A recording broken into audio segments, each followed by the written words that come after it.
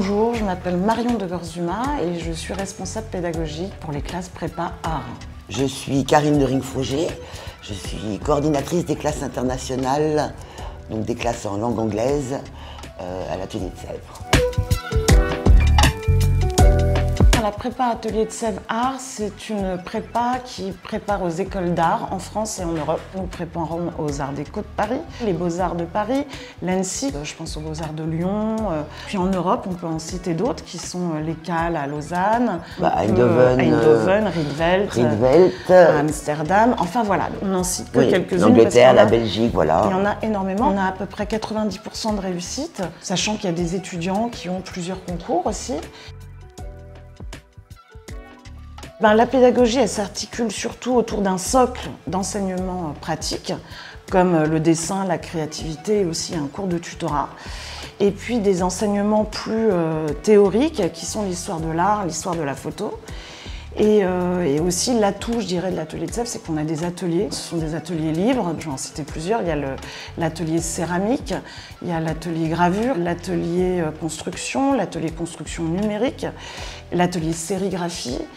Et 2 studios photo qui sont absolument bien équipés, merveilleux. Il y a aussi un accès au matériel qui est compris en fait dans la scolarité. Ça va des encres de gravure aux encres de sérigraphie, au papier, donc tous les supports sont à la disposition de l'élève.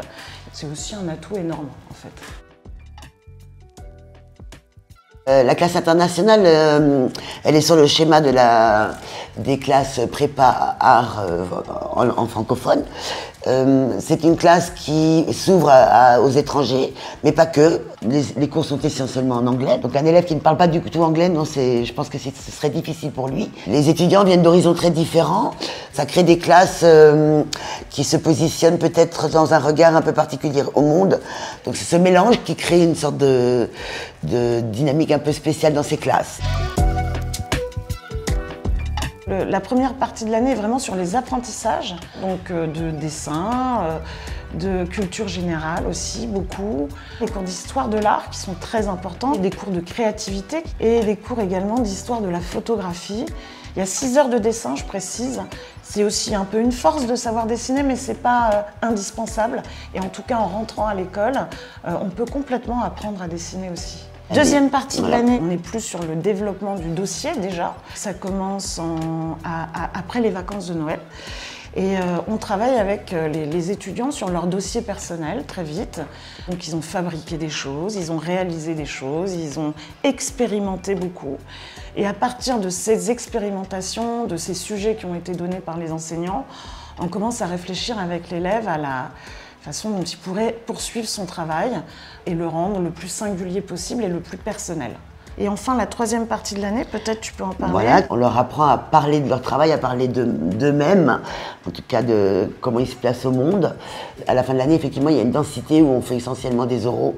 Il y a des jurys qui sont mis en place aussi au cours de l'année, où ils rencontrent des enseignants qui n'ont pas forcément. Donc effectivement, la troisième partie est vraiment axée sur l'oral, sur la vidéo également, parce que les écoles demandent de plus en plus de vidéos. C'est vraiment une partie qui est vraiment axée sur les concours, sur le portfolio. Il y a un suivi spécifique pour chaque étudiant. Ce qui fait aussi la force de l'atelier de Sèvres, c'est que ce qu'on veut, c'est un dossier personnel et très singulier, peu importe qu'il soit trop design ou trop mode ou trop art. En fait, ce qu'on veut, c'est que ce soit quelque chose qui ressemble à l'étudiant.